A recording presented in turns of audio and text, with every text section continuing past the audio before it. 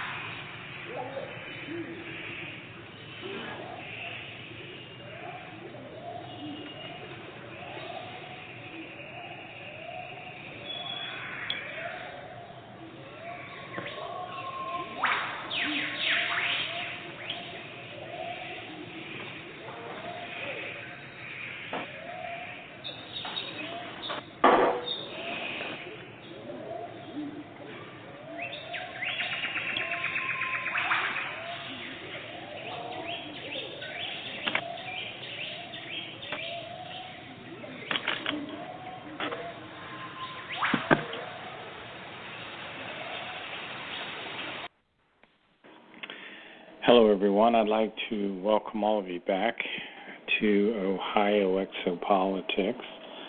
I'm your host, Mark Snyder. We are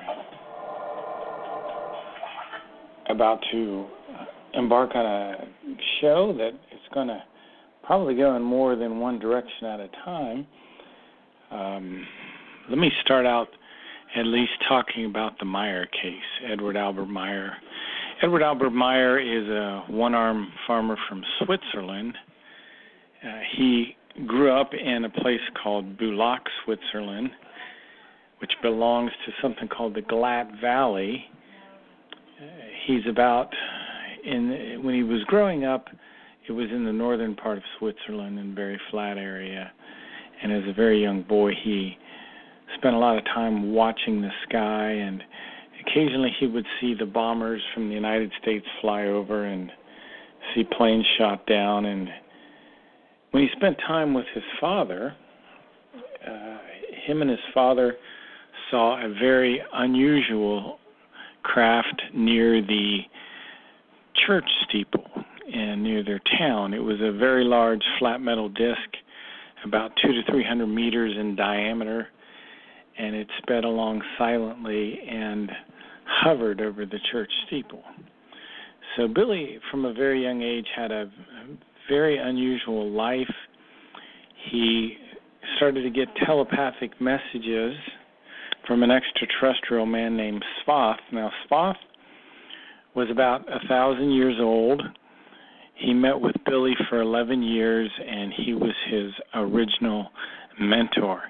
And one of the important things that Billy learned from Svath was something called the creation.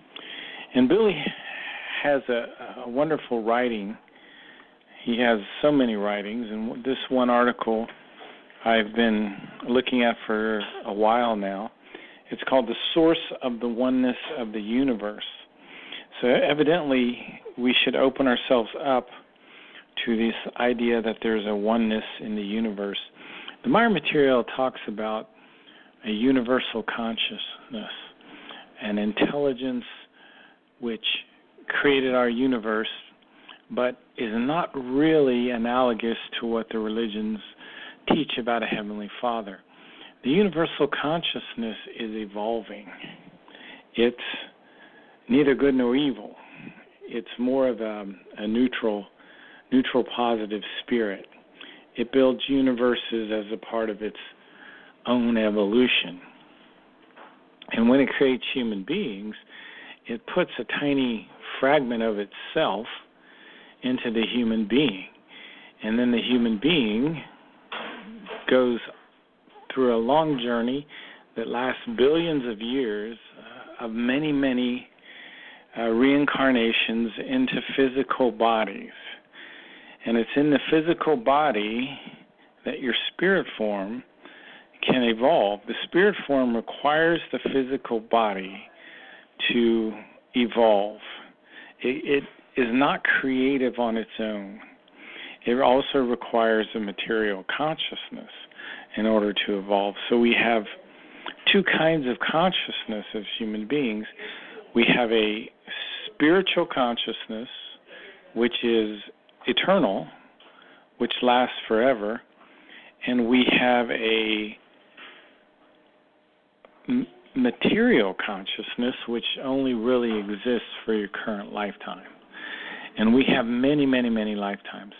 We exist in a physical body for about 40 to 60 million years, and that also includes the time in the spiritual realm. See, we live a 100-year life in the physical. We should spend about 152 years in the spiritual realm. In the spirit realm is where the spirit form learns from what the material consciousness did in its previous lifetime. And the spirit form absorbs everything which is of a neutral, positive value, like the wisdom, the logic, the discernment, the love, the honesty, all of these characteristics that you learned in the material lifetime, the spirit form will absorb while you're in the spiritual realm. And that's the purpose for being in the spiritual realm, is to gather wisdom from your material life. Now what happens is the spirit form will create a new material consciousness before you reincarnate. You'll get a new personality, a new conscious mind, a new subconscious mind, a new unconscious mind. And the unconscious mind is extremely important, and we'll hopefully get to talk about that a little bit more this evening. We spend about 40 to 60 million years incarnating into a physical body. There are 5 evolutionary steps during that 40 to 60 million years. You have primitive life, rational life, intelligent life, real life, and then life in creational wisdom. In creational wisdom, we can become what's called the king of wisdom, the Ish-Wish, which is basically the highest level that you can get to in a physical body. There's something called the Srut and the Ban Srut, which is really elite Ish-Wish. And then we lose the need for a physical body. And then we spend about 56 million years incarnating into a half physical, half spiritual body. And then we completely evolve up to just back to a spirit form. And we go up to these spiritual planes, and we spend about 2.9 billion years in the spiritual plane, which starts at a place called Arahat Athrasata.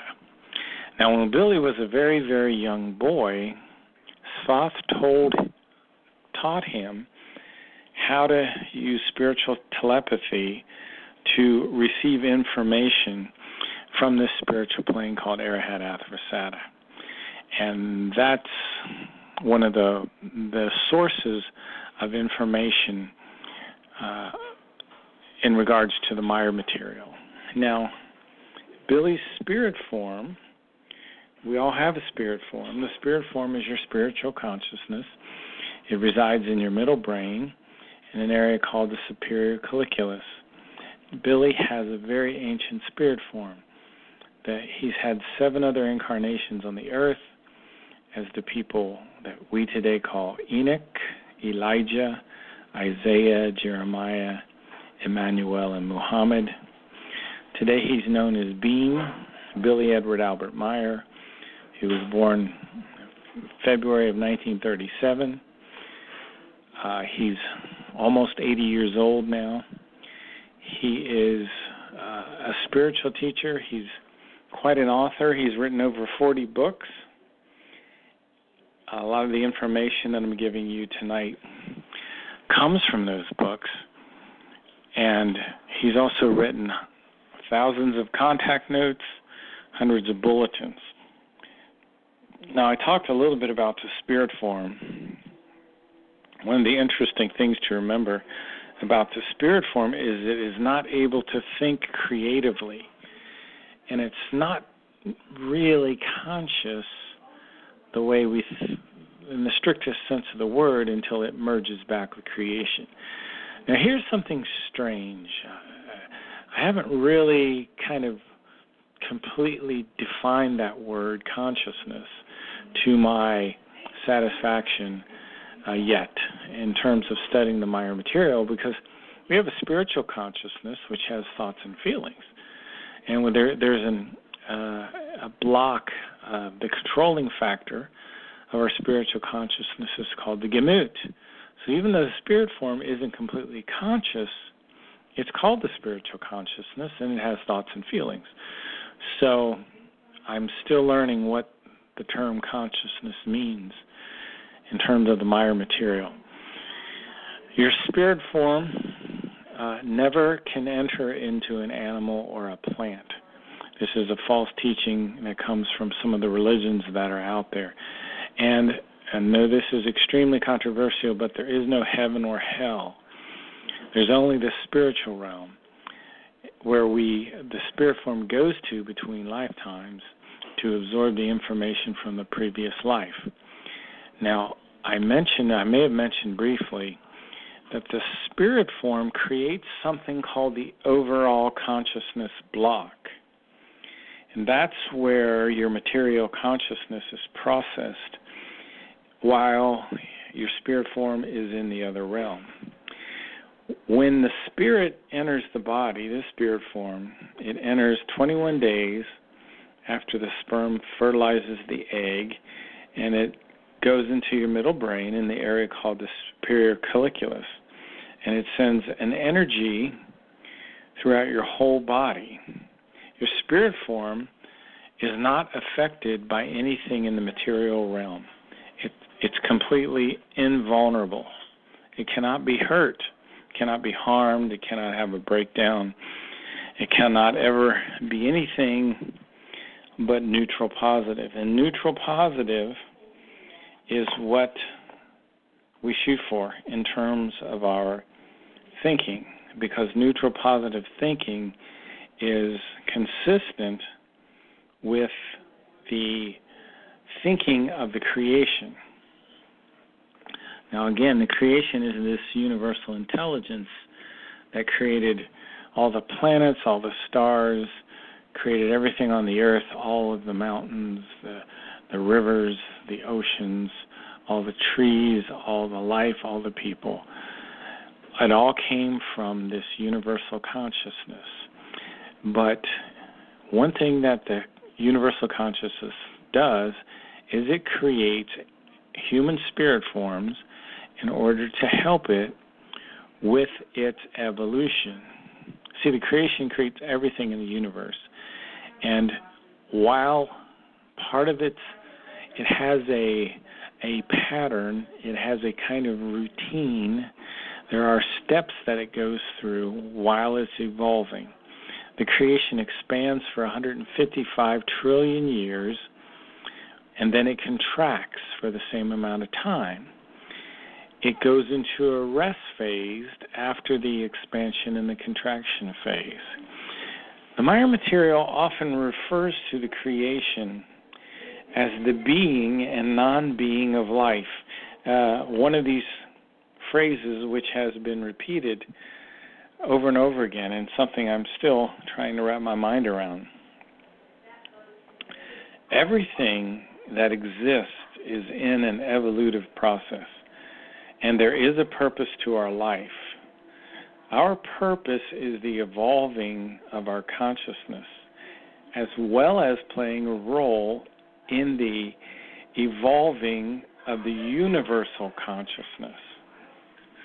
So one day, in the far future, hundreds of years from now, there will be the uniting of humanity on Earth and the creation of a global language.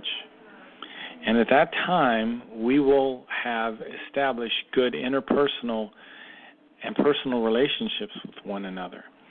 Now, unfortunately, we're not there yet, but earthly humanity will become united and will be a oneness at one time. And hopefully, our world language would be something like German, which is a very good language in many, many ways. The concept of oneness is also discussed in the Talmud of Emmanuel. Now, what is the Talmud of Emmanuel? The Talmud of Emmanuel is another very controversial writing in the Meier material, because the Meier material says that what we have in our New Testament is a kind of a fictionalized story about a man that really lived, but that his true name was Emmanuel. And maybe we'll get into that a little bit this evening and what that all is about. But anyway, the Talmud of Emmanuel is a writing that the Meier material explains was really the basis for the book of Matthew. And the Talmud of Emmanuel was discovered by a guy named Issa Rashid and another fellow named Billy Meier, I believe in the 50s, early 60s. And Issa Rashid started to do the translation of this. And he did translate a good portion of the scroll, which was, I believe, written in Aramaic. Now, unfortunately, Issa Rashid was gunned down by the Mossad, which is the secret service of Israel. And he was killed, and unfortunately, the original manuscript was also burned up in a fire that occurred shortly afterwards. So it's very controversial, and it is extremely interesting. And over the years, it's become more interesting to me. At first, I had a high level of skepticism, because my point of view has always been that, well, how could we have misunderstood the name of the central figure in Western society? Well, if you do a little bit of research, you will suddenly become shocked and amazed, as I was, because Christianity really wasn't organized until about 3 centuries after the life of Emmanuel. And it came about when the Roman Emperor Constantine did the First Council of Nicaea in 325 AD. And what he wanted to do was make Rome a kind of Christian empire or Christian nation.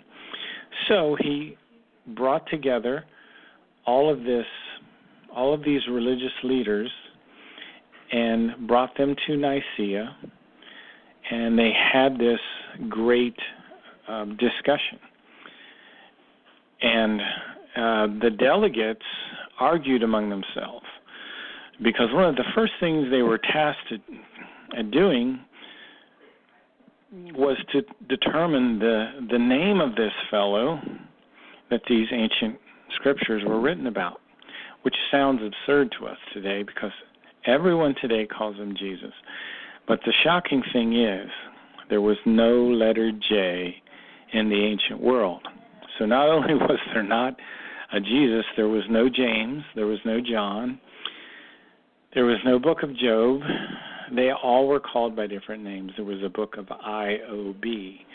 So many of these other names began with a Y or an I, and then in about 1550, a guy named Gian Giorgio Terracino invented the letter J, and he was one of these people that started the process of where they would go back to these older writings and substitute the letter I for the letter J.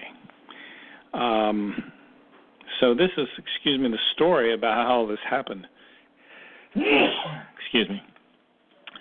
So anyway, back to the First Council of Nicaea. So Constantine had to intervene because the people that he brought together could never come to an agreement on the name of the person that today is called Jesus Christ. So Constantine came up with the name Jesus Krishna. Jesus, for the people that in the European areas who had worshipped the Druid gods, and Krishna for the Eastern Savior God. So they brought the two names together and they got Jesus Krishna.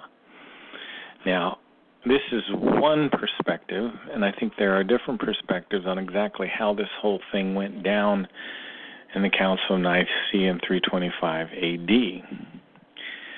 Now, the Greek spelling for the word that we translate today and use as Jesus began with the letter I. However, it was pronounced something like Jesus, and the Latin would be spelled I-E-S-U-S. And there was an interesting article on Jesus, and the word Jesus is a bit of a hybrid. It has no distinctive etymological root meaning. In fact, again, the letter J did not exist in the ancient world until 1550 or so. Now, in the 1611 version of the King James, the name IESVS appears, and it says the New Testament of our Lord and Savior, IESVS Christ. And as I said earlier, there was no Jesus in the English until about 1550, because when Gian Giorgio Terracino invented the letter J, it spread from there. And first he invented this letter for German, then it spread to French, and then to English. And then somewhere along the line, they started to substitute the J for the letter I that appeared in the Latin or the Greek. And they did it with Job and Jesus and James and John. A very strange history we have here that's very, very seldom talked about. The Old English had no letter J. It had A, B, C, D, E, F, G, H, I, K, L, M, N, O, P. No letter J. So there was no W, there was no J or U in the Old English. And I encourage you to go out to YouTube, look this up. You can find a very interesting YouTube that explains this. It's called The Letter J. And just look up the letter J, and you'll see it. Even the names of James and John were changed. As I've said before, James's real name was Yaaqov. John's real name is almost unpronounceable for us. So in any case, the Meier material says the name wasn't Yeshua, as some in the Hebrew, the closest name is Yeshua. The Meier material says he was originally called Emmanuel. And Emmanuel means the one with godly knowledge. So, however you feel about this, it certainly has been an eye-opener to me a bit. The Meier material in the Talmud of Emmanuel says there was one of these extraterrestrial humans on the earth during the time of Emmanuel. And he was a king of wisdom, and he lived somewhere in the northern hemisphere. Emmanuel was said to be the son of a guardian messenger, an extraterrestrial man named Gabriel. And Emmanuel was born in Bethlehem. It's true, just the way it says in the Bible. But it was not a star which led the wise men to the birth.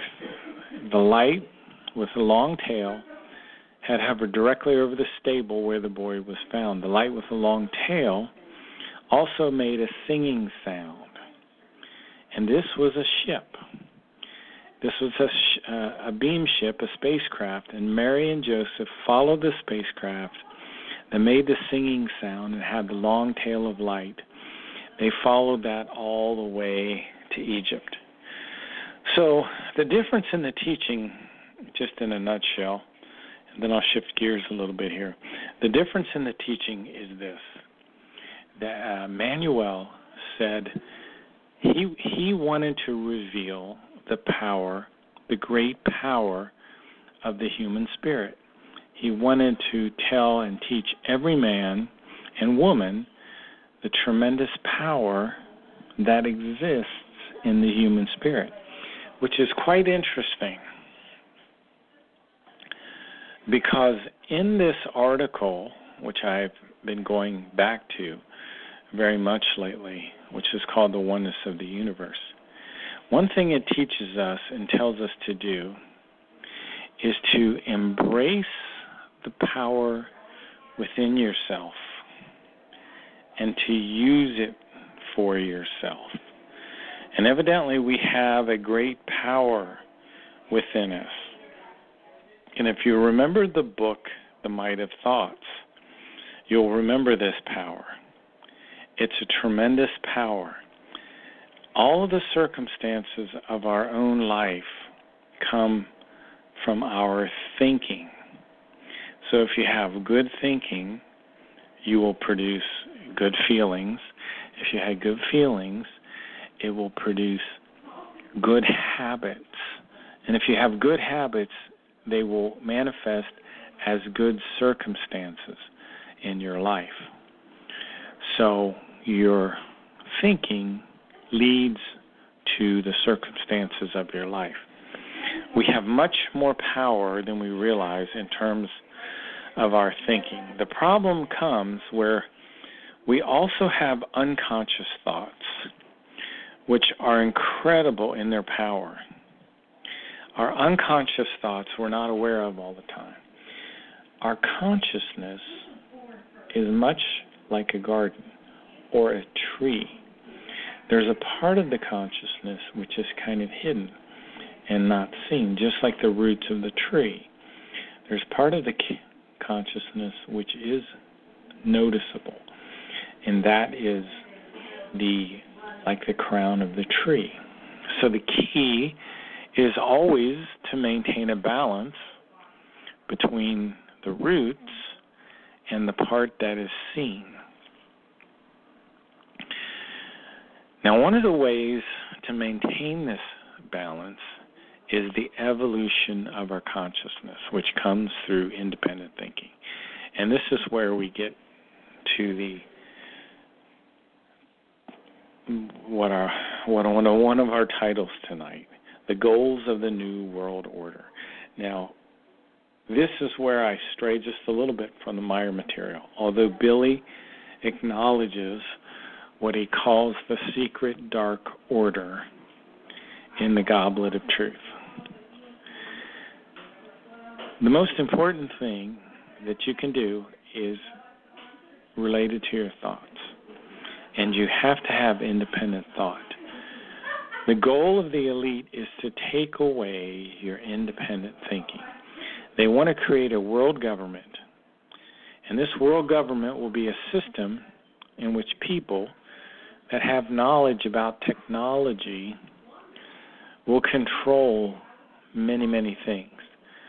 They want to create a corporate-controlled technocracy, a group of technical experts that will transform our society.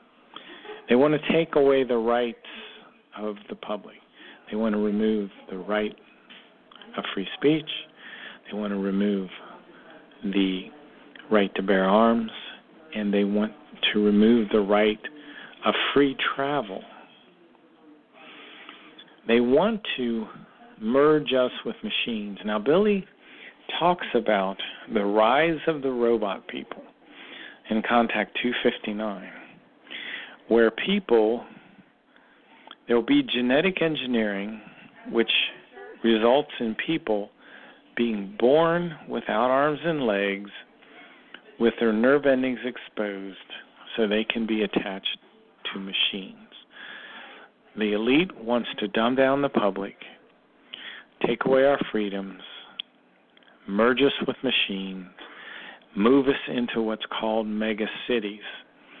They want to restrict travel.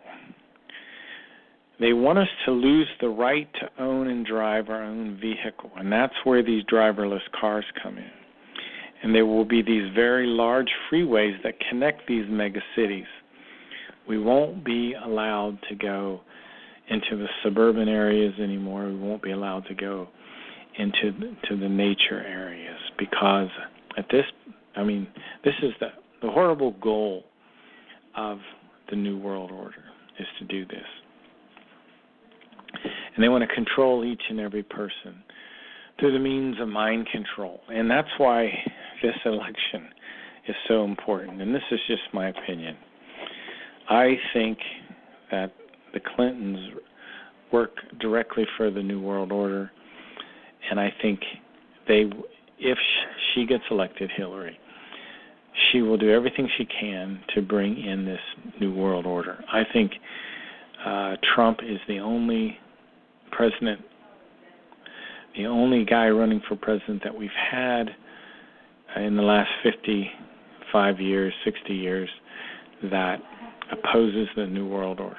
Anyway, we are already in what the Meyer material calls a consciousness-conditioned tyranny. And this tyranny is related to our consciousness. And Spoth told Billy about this, and he told Billy that our leaders would become megalomaniacal, and they would take away our rights of self-determination. Askett talked about thinking independently. And in Askett's Explanations, Part 5, she said that for this reason, the truth must be rewritten prophetically for him, meaning the earth human, as in equations, in order to make him think independently, whereby he slowly finds and recognizes the truth himself. And that's why there are all of these prophecies in the Meyer material, to kind of jumpstart our thinking. And we have to learn to think independently. Now, Ascot was Billy's second mentor. She's a woman from the Tao universe. The Tao universe is a sister universe to ours. It's 46 trillion years old, just as our universe is 46 trillion years old. Ascot sent a ship to pick Billy up on top of a hill in Switzerland right around 1953. The ship became invisible. Billy became invisible. He was shot off to the Middle East. The ship landed in Jordan, and Billy met Ascot at this point. Her tremendous ship landed. It was something like 300 meters in diameter. She didn't step out till about half an hour later, and Billy finally got to meet his second mentor, and they were not that far from the Great Pyramid. They both got in her ship, and they flew to an even closer position near the Great Pyramid because Ascot was going to take Billy into the Great Pyramid. Well, I wanted to just stop and talk a little bit about the Great Pyramids. In about 1956, Billy talked to Ascot, and he started to have meetings with her. One of the things she stated was that the pyramids were built two times, about 36,650 years ago from 1956, and another second time about 73,300 years ago. So they were built at two different times. Ptah had a long discussion, or somewhat long discussion, with Billy about the pyramids. He said that when you calculate back from today, the pyramids were indeed erected about 73,340 years ago. And this not only talks about the pyramids in Egypt, but about the pyramids located around the earth. The distance from the sun was about 152.5 million kilometers. And this was during the construction of the pyramid, during that era. Now, the pyramids were covered on the outside with limestone and lime mortar. And these pyramids were higher than they are today. In those days, the Great Pyramid was about 500 feet in height. And it represented 1 meter of height per 1 million kilometers of the Earth-to-Sun distance at that time. So the Great Pyramid was it was a symbolic thing. In other words, they made that the height of the Great Pyramid a ratio to the distance of the Earth to the Sun. So 1 meter of height on the Great Pyramid corresponded to 1 million kilometers of distance. So over the course of the millennia of the Great Pyramid, the limestone layers were removed, and parts of the actual pyramids themselves were lost due to erosions, and all other things were taken off of the Great Pyramids. The pyramid structures had many interconnected subterranean rooms that were constructed under the direction of extraterrestrials who had come to the Earth in ancient times from the Orion constellation. Now, these underground catacombs were the lair of a negative group of extraterrestrials that were on the Earth at that time, called the Giza intelligences. And the Giza intelligences worked to control mankind through the use of mind control, a mind control that came through these telenotic impulses. They also used religion to control the minds of Earth humans. Again, I was talking about the Emmanuel earlier and the Talmud of Emmanuel. According to the Meier material, the original tomb of Emmanuel was destroyed intentionally. I believe Quetzal was involved in that. That's constructed. That's mentioned in Contact Report 213. The hillside where the tomb of Emmanuel was destroyed. And the reason this was done so another Christian cult would not arise from that. Now, I mentioned this briefly before. We're already in it, I guess, what you would call the Age of Aquarius. It's a golden age. It's not the religious final days, as people have said. It's not a final time. It's when real life starts. And this is the epoch in which everything starts to reach its full potential. And one of the culminations of this period is in 2028. So we're heading right into it. So I mentioned the evolutionary steps of mankind before. You call primitive thought, rational thought, and the third stage is intelligence. The fourth stage is sometimes called real life or the utilization of spirit power. The fifth stage is life and creational wisdom. The sixth stage is this half spiritual, half physical stage, and then finally we spend 2.9 billion years in the spiritual planes, and eventually we merge back with creation. Now, there's a lot of really strange things that are going to happen during this long evolutionary process that we're on. Now, one of the things that happens is the disembodiment of the spirit from organic bodies. That is mentioned in Contact Report 3. Let me read this quickly. The human being may become hundreds or even thousands of years old when he has reached a certain spiritual and consciousness-related state of relative perfection. and a correspondingly high and sound way of living. But after the state of about 40 to 60 million years, as I said earlier, the spirit no longer requires a material body. It becomes a half-spiritual body. So now we're in that half-spiritual stage. I forget exactly how long, 30 to 40 million years. And then we move into the purely spiritual stage, where we last 2.9 billion years in these 7 stages of the spiritual planes, starting with the Patali level,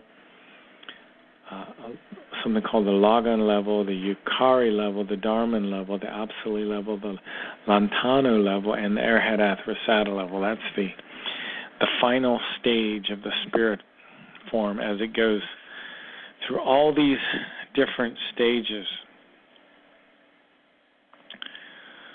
So our spirits rest in the band of energy that's around the planet in between lifetimes. You can call that the spirit realm.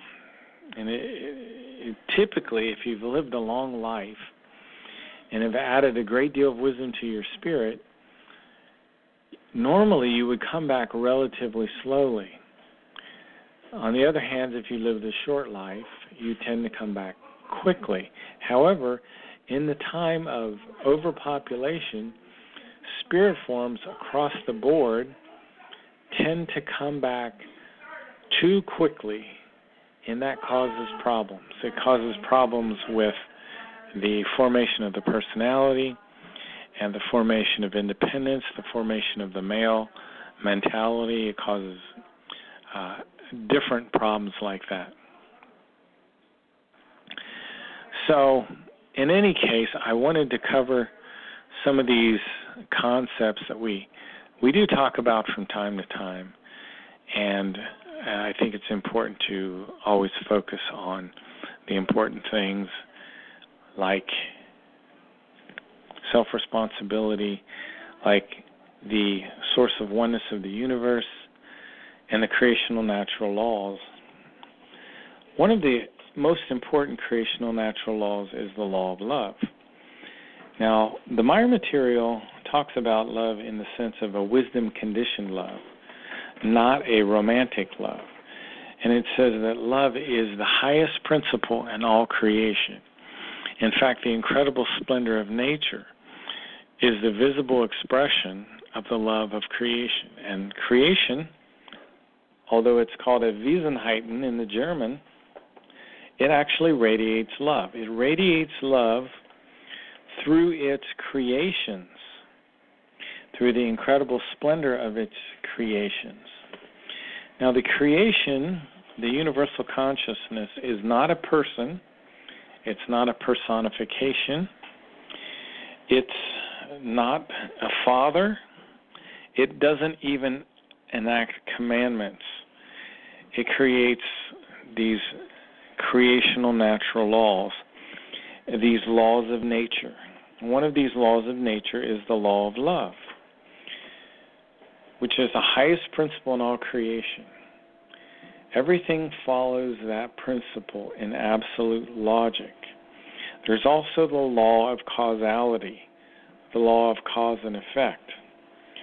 There are also the law related to reincarnation, which we've been talking about tonight.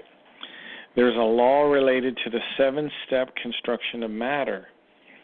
You know, one of the things that Emmanuel said is the body and the spirit are one, and that the body comes from the spirit. Amazingly, they're a different matter, a different form, but the body and the spirit are one. So there is a 7-stage construction in matter, which I'm going to have to do more study on to talk about that in detail. There's also a law of creation that relates to the effects of your thinking. So our thinking is designed to be neutral positive, so that we are on the same, our thoughts then should be like the universal consciousness's thoughts, which are always neutral positive. If you get out of balance, out of the neutral positive balance, that's when we run into problems in life. One of the ways to maintain balance in your thinking is to follow your thoughts, to clarify your thoughts. And clarify means to make something less confused, to make it more clearly comprehensible, to take away the uncertainty, to take away the ambiguity. So you should examine your thoughts and try to clarify those thoughts. Now, this will take effort, it will take practice, it will take patience. But if you do this, it will lead to a harmonious life. So remember, your consciousness is very much like a garden. Now, one of the biggest problems that people run into with their thinking is negative repeating thoughts. So when you have a repeating thought, ask yourself, is this thought neutral? Is this a neutral, positive thought? You'll find that you may have strong feelings associated with this thought. Are these strong feelings making you uncomfortable? If the answer is yes, you may be having negative repeating thoughts. If you maintain negative repeating thoughts, you can become psychically disturbed. And this is very, very bad. And your thoughts will become limited, and you'll be forced back into these negative thoughts over and over again.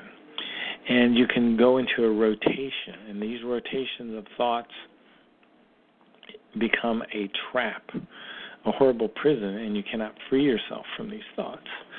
So we need to look at our thoughts and practice self-cognition, which is the process of knowing yourself. Because that which the human being thinks, he makes real. So you want to have tended and nurtured your good and positive thoughts. And one good positive thought is a positive view of yourself.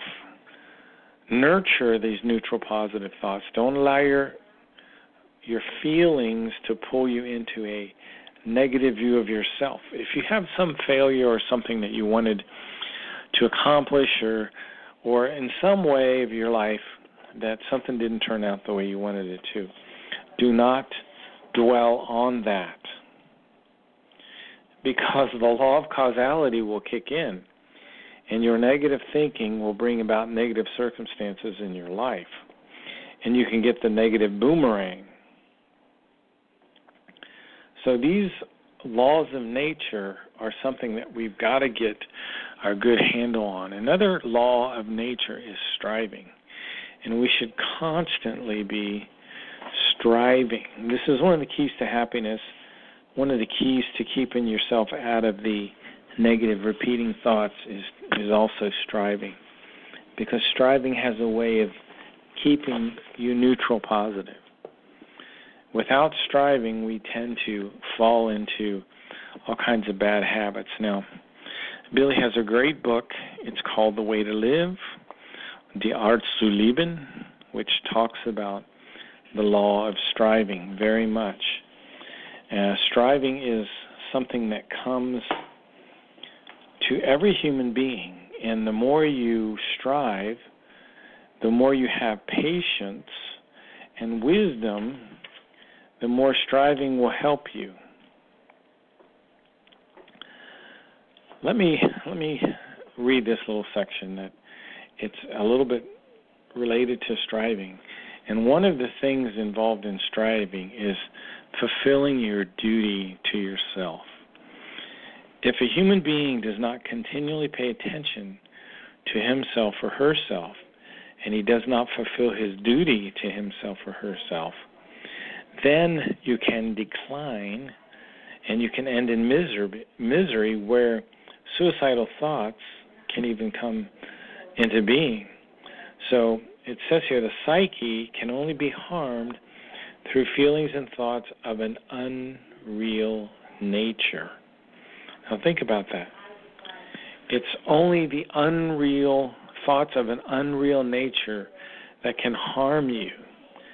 So through imaginations, which are brought forth, we can create anxiety, suffering, worry, and grief. Now, one of the things that we have to keep in mind is pretty much everything is transitory to a degree. So we have to kind of keep that in mind. So let me read this again from the book here. It says, therefore, never do hidden things about which you would have to feel ashamed about before yourself or the eyes of a stranger. So you have to really be self-responsible here. We have what's called an inner eye, and that inner eye requires us to have the fulfillment of our duty to ourself. That is the inner you. Never allow yourself to appear ragged in your clothing. It's, again, fulfilling your duty to yourself. This duty to ourselves is very, very important. If you want to live in fulfillment of your duty to yourself and in fulfillment of your own duty, then never allow yourself to be controlled by any desires. Well, that's a little bit easier said than done. But I think that's some great wisdom there. I'll let you apply that to your own life in about 1,000 different ways, at least I can. Also, you must never allow yourself to be controlled by the desire which often motivates you to play a shining lead role. So never, if you want to live in fulfillment of duty to self, never let yourself be controlled by any desires. It could be the desire for food, sex, anything. So, anyway, we have a lot of great advice in this book. One of the great things we have to watch out for is boredom. Boredom, the Meier material says, is the death of all initiative. And whoever falls prey to boredom falls prey also generally to addictions and vices. So we must never become idle unless you're relaxing. There's a time when we need to relax. Don't become preoccupied with yourself. Now, it says here, very few human beings are able to understand how boredom, poverty of thought, that's what boredom is, poverty of thought, as well as self-centeredness, lead to deterioration to a monotonous and uninteresting inner nature. So it all comes down to, again, our thinking. And Billy says here, you must be a self-companion. You must be a friend to yourself. It's very, very interesting. It says here, one's own missteps, whether serious or not serious, are often thought of by the human being only as trivial peccadillos, which are excusable at all times. However, for the same misstep with others, the fallible ones are severely or harshly blamed. So don't be judging others too harshly. So one of these great creational natural laws is the law of striving. And in order to be happy, the human being has to focus very much on striving. Striving involves improving yourself. It involves study. It involves work. It involves being a friend to yourself. You have to be a friend to yourself. You have to be your own best friend, your own self-companion. You have to take care of yourself. So, and this is all part of the law of striving. It's a creational natural law. if you have a negative circumstance in your life, then apply yourself to striving, because striving has a way of putting your thoughts into a neutral positive state. And your thinking is the key to all the circumstances in your life, all the happiness, all of the everything positive comes from your own thoughts. Let me read this here. A human being who, with his or her thinking and actions, always has only his own advantage and profit in mind, will never choose an honest form of life, but instead earns much vexation, resentment, ununderstanding, and hate. And I'm sad to say that this kind of describes our leaders very much, who have chose a form of life which is unhealthy. So for us to come around on the earth, the change is going to have to come from the bottom up. It's not going to come from the leaders. It's going to come from the bottom up. And through people like you and me, through our striving, this whole situation will be corrected. So in any case, the plan is to be back tomorrow night. We'll be talking with Mary Joyce about skyships over Cashiers, North Carolina. Should be an interesting show. I hope you enjoyed tonight's show. I intended to be a little more political, but it just sometimes doesn't work out exactly the way I plan. Have a great week. Keep striving.